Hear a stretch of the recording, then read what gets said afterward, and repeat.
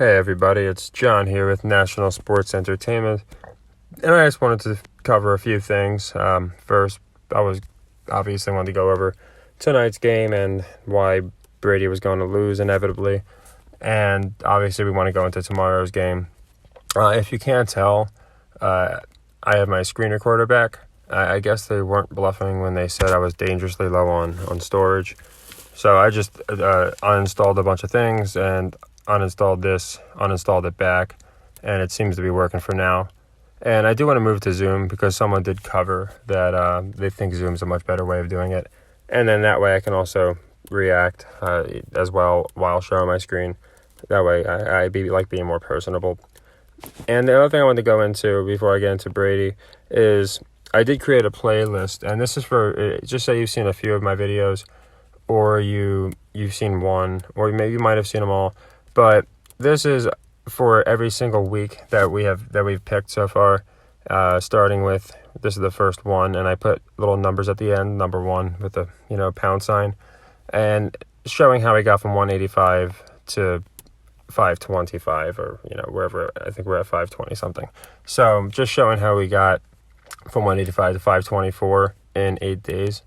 And the reason I put that playlist together is so you can see again it's all in live time. So you can see exactly with each sequence from Iowa State University all the way down to the latest game, which would be Kansas City. And I wanted to go into that as well because Kansas City I put as its own separate bet because we had squashed Houston. We lost, but we won the next one. So we profited there as we did with the Commanders.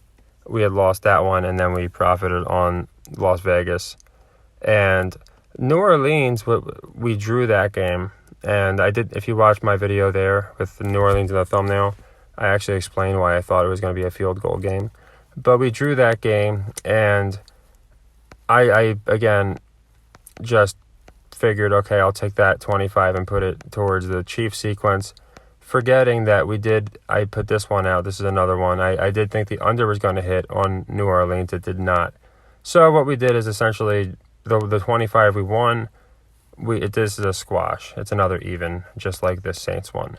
So that's just the one mistake. This should have been a $50 bet. I don't know why I didn't do 50. I said I was going to, but either way, I wasn't aware that New Orleans was outstanding at the time. I thought we only had the one. But so yeah, everything's closed, and this one's open, and I'm going to explain why we haven't picked a second leg to cover the first leg of the Stanford not covering the spread. But that's a different video because it's a different team. It's a college game I'm going to be picking.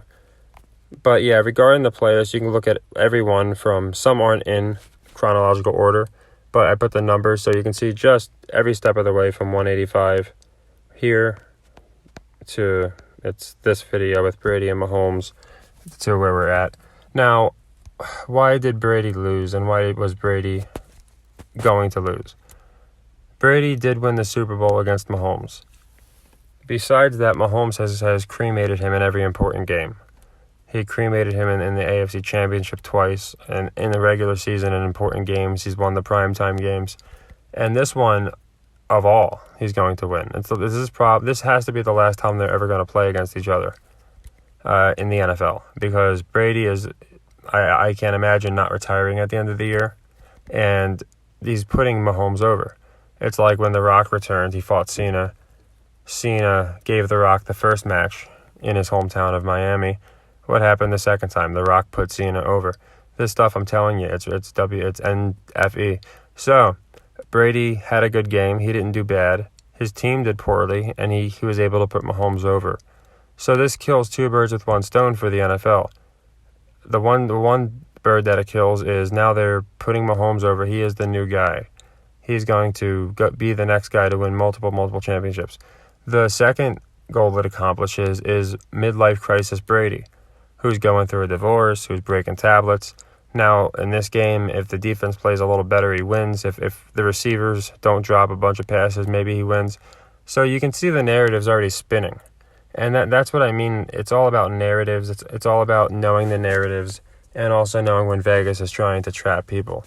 So that one probably got a lot of even action. It looked like the public was leaning Kansas City, but that game was about narratives. So that's the one thing I want to address with that game. Now, we do have this game coming up, Rams-Niners.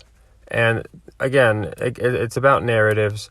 And this is an interesting game because I like to call, there's a player on each team that is a thorn in the side of anybody that's ever wagered on games. It's going to be Cooper Kupp on the Rams. It seems like every time you pick them to win, when they should, he plays like garbage. And every time you pick them to lose when they should, or it's a close game, he plays like the best player ever. The same is to be said about George Kittle. They just seem to always get these convenient third down conversions, and I understand. Like, again, that's what they're being painted as players that come through in the clutch. But again, they seem too obvious to me. Like they're definitely two of the most. That's why they've been around as long as they have, and they'll continue to be around. So George Kittle, I expect to have a good game. I feel like that'll be the narrative. Is Jimmy G is going to be checking down to him a lot, and he'll be successful in doing so. And again, a lot of the public money is going to be on the Rams here. I think most people are looking at this and they're saying, yeah, the Niners are at home. But now this is not an even matchup. The Rams easy. So there'll probably be a good bit of people adding Rams to a parlay. So I think the Niners, like I said, based off of what I've seen so far, I'll go deeper into it. I do like the Niners. I think Jimmy G, I think they're still experimenting with him. I do think they're trying to see who's going to be more marketable for their franchise, and they're going to go with that quarterback. But I'm leaning towards the Niners in this game based off of all the methods I've used in my prior videos. So I don't want to make this too long-winded. I just wanted to go into a recap of basically where we stand for anyone that hasn't seen prior videos. And this is, again, why at the end of the day I like this system. You can try other systems, but this one's more about math. And, again, Houston did not come through, but New England came through. That, to me, that was a trap. You're not giving a third-string quarterback better odds than you gave the Chicago Bears. I'm sorry. You come down here, Las Vegas made it up for us. Did not see that line making any sense. Why is Russell Wilson? I don't care if he's struggling. They can paint that narrative all they want, and that's what they're doing. But Russell Wilson is not 2.5 point underdog in that game. He should have been a favorite with the Raiders have been playing. So we took that one, and you can just see why the system works out. We had nice winning streaks. We also lost our 4 1 o'clock games today. So again, I never claim for a record to be perfect. I do think we're between 60 and 70%, and so I mean you can't ask for too much better. But like I said, it's not about winning every game. It's simply about making sure that we profit. And on all of these, we have netted. On 2, we broke even. And now, like I said, I'm going to go this one further in a different video. But the metric I'm going to be using is ATS, and that's against the spread. And this is why I was very confident about this game. The Saints covering the spread. When I got in, it was 3 points, so I drew. Like I said, a lot of people won. As you can see, the spread here is 4 points for the Vikings. So they were moving it. They moved it more when Winston got hurt, but it was at 3.5 even before that. It opened for some books between 2.5 and 3, but it was mostly 3.5. And you can see that was the spread. And the reason that's important is I've gone into this many times in prior videos. Teams against the spread. It has not happened in history that a team has finished perfect against the spread or has not won a game against the spread. So the Saints here were 0-3 against the spread. You can see they are now 1-3 against the spread because they covered that 4 point spread. Now we're giving 4 points. Next week we can look into that. But that's my point. That was the reason I knew. And then if you looked at my video that with Nick Wright, by the way they were talking about that game, it was going to be it was going to be a parlay trap. And again, I only drew. If you guys listened to me and saw this video 12 hours after I put it out, you probably won because you probably got that half a point. But a lot of people picking the Vikings got parlays busted up or just lost because of this specific game. So while that's not always the case, like I said, Washington was just a straight up what you'd expect.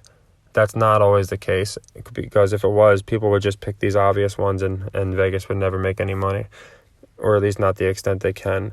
So yeah, that's the thing I like about the Saints, and that's the reason I'm waiting to pick for the Stanford leg 2, is I'm using that metric in the college games, because again, never happened where a team was 0% or 100% against the spread. So that all being said, I just wanted everybody to see again in real time where we stand. You can look back, like I said, if you want to see, like, well, how do I know? It's all screen shared, as you know. It's all been live time, and you can just watch any of the videos on the playlist to see which one, like, let's see how this sequence worked out. Let's see on day 3 where we stood. So it's nice. Like I said, it's a slow, steady climb. But at the end of the day, it's a lot better than just picking who they want you to pick. So I think we had a really great week. We closed out every single sequence.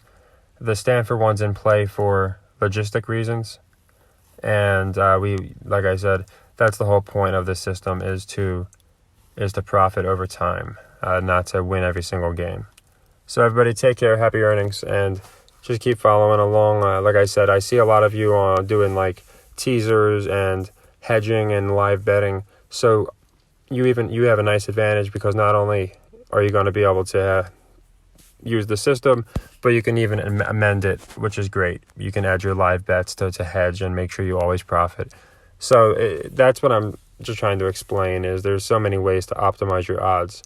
It's not just picking this team before a game because you think on paper they look good. That's how Vegas wins. We win by exploiting the odds and the narratives. And the Brady midlife crisis narrative is definitely upon us, as is the injury one that I went over in my Tua prediction injury video.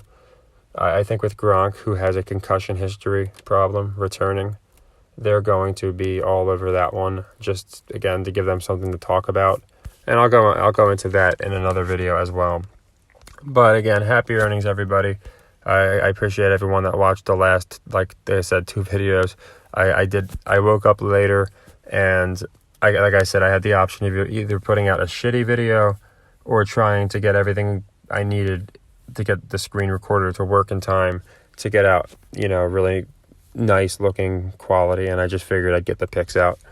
So have a good night, everyone. And any suggestions or, feedback, if you notice something too from games, or you think something looks like a trap, please leave it in the comments, and then we'll be able to go into that into the next video. Take care.